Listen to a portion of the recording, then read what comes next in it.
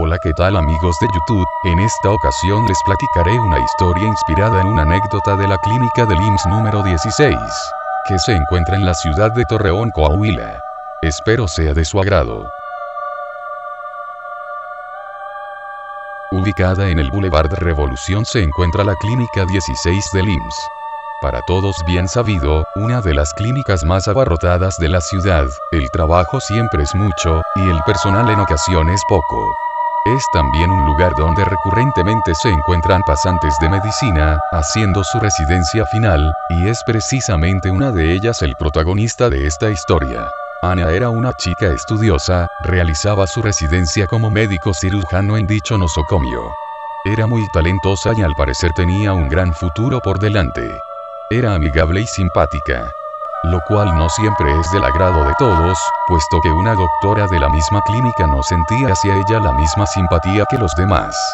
Eloísa era una persona seria, introvertida, y veía en Ana mucho de lo que ella fuera antes de que un error en una operación la cambiara por completo. Ahora, por lo que podía ver en Ana, sentía cierto rencor hacia ella, cada vez que la miraba sonreír feliz ante su brillante futuro. Se sentía frustrada y enojada. Sentía envidia hacia la joven doctora.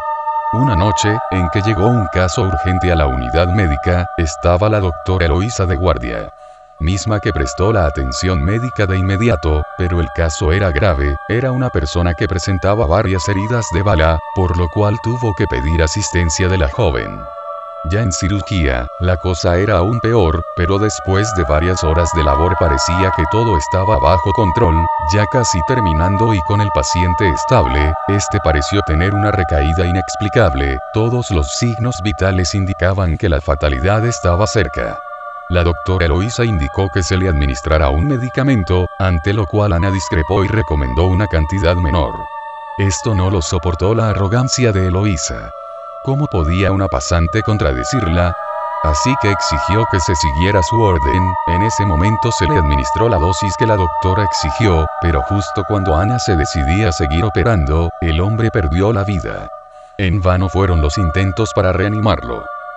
¿Pero qué le hiciste?, preguntó la doctora, lo cual, aunado a la fuerte impresión de haber perdido al paciente, dejó a Ana sin habla. Se quedó estática ante la fuerte presión de Eloísa, que la culpaba ferozmente. Estaba pasmada, era como si se negara a entender lo ocurrido.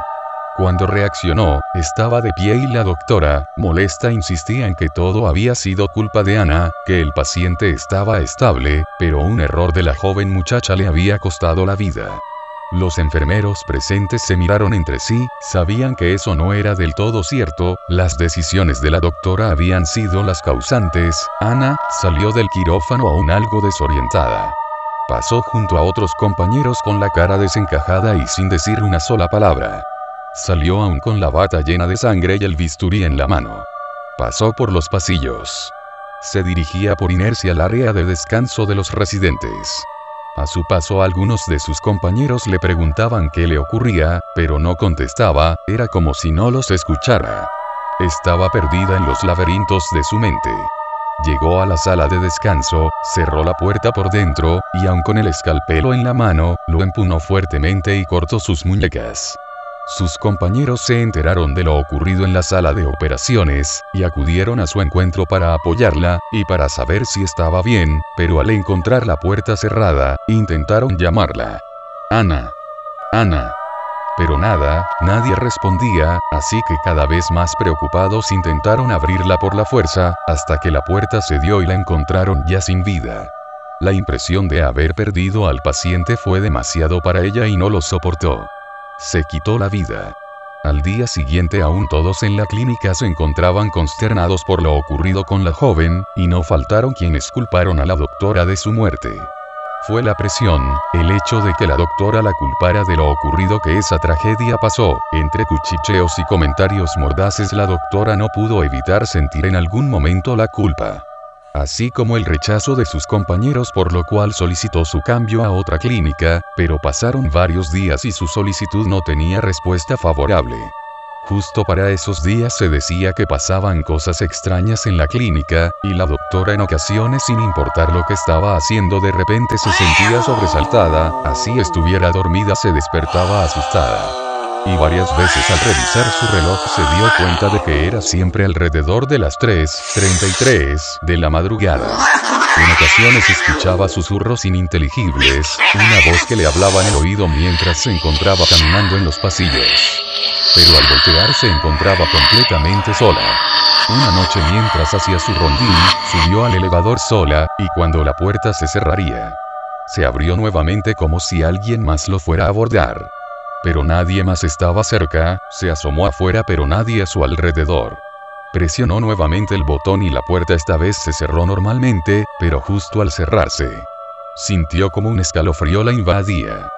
Su piel se erizó y nuevamente escuchó esos susurros. Pero esta vez los escuchaba y entendía claramente. Fue tu culpa. Tú te equivocaste. Tú lo mataste. Nos mataste. A ambos. Volteó hacia todos lados pero en el elevador no había nadie, más que ella. De pronto con el rabillo del ojo pudo ver una silueta junto a ella en el reflejo de una de las paredes, pero al voltear, nada.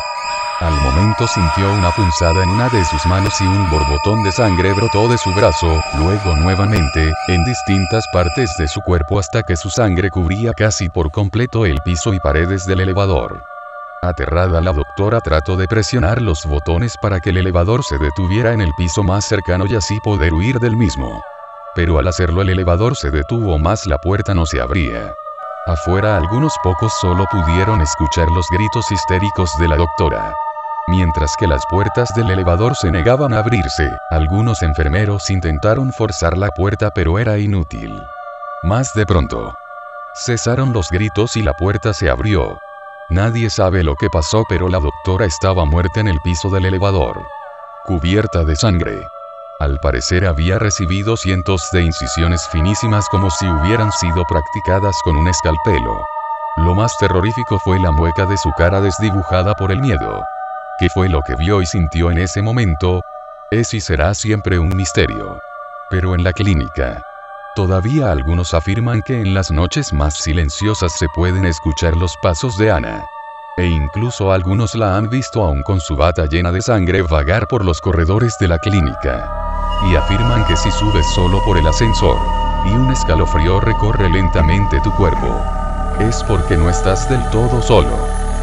Como verán, la envidia no es buena, y menos si atrae algún espíritu vengativo a tu vida.